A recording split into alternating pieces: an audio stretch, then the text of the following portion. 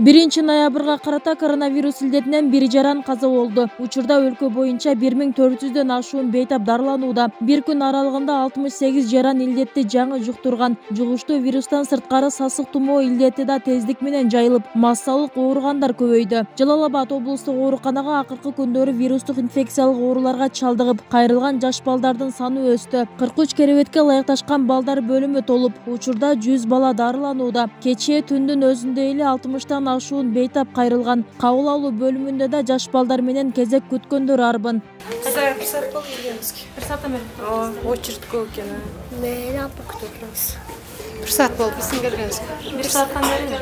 Очередь. Сасык тумоого чалдыккан балдардын саны көп болгондуктан бүгүндөн тартып түнүдө дарыгерлер кадимки шартта иштеп башташат. Ал үчүн атайын 4 дарыгер бөлүндү. Балдар бөлүмү бейтапка толгондуктан хирургия, кулак, мурун, андан башка да бир нече бөлүмдөрүнөн кошумча палаталар даярдалган. Бүгүнкү күндө жаш балдар арасында ушул сасык тумоо, өпкө табын шамалдашы, тамак оорулары оорусу күчөдү. Кулак, мурун оорулар бөлүмүнөн 2 палата даярдаганбыз.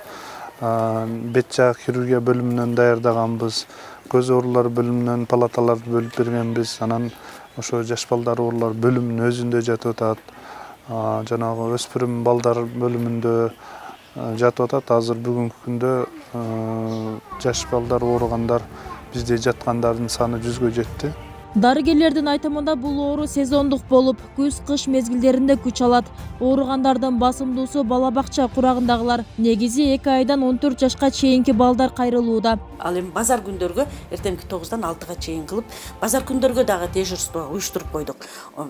Бул координатордун буйругу менен ушул уюштурулду. Ошондой эле бүгүнкү күндөн ушул областтык үй-бүлөлүк медицина борборунун дарыгерлеринен ошол областтык клиникалык ооруканага кабыл алуу бөлүмүнө дежурствого турууга мына бүгүн азыр буйрук чыгарып атабыз. 4 дарыгерибиз ошол эме менен барып түнгө күзөткө тура турган болду жардамга. Ал эми Жалал Абад облусунда салыштырмалуу жалпысынан эпидемиологиялык абал туруктуу. Бир күндө 2000ге жакын жаран вакцина алып жатканы айтылат. Учурда белгиленген облус калкынын 46% эмдөөдөн өттү. Илдетке кабылгандардын да дээрлик баары вакцина албагандар болууда. Облус аймагында бүгүнкү күндө жана Синофарм вакцинасы менен жана AstraZeneca вакциналары колдонулууда. Андан сырткары ошол Казвак вакцинасы дагы бар. Эгерде колдоочулар болсо ошолор дагы колдонуп жатышат бүгүнкү күндө. Негизинен эле булардын баары табылгандардын баары эле ошол буга чейин вакцинаны эмдөөдө толук албагандар десек болот. Бир дагы дозасын албагандар. Азыркы учурда ошолор арасында гана катталууда десек болот. Ал эми вакциналагандардын арасында бүгүнкү күндө катталгандар жок эсе десек болот.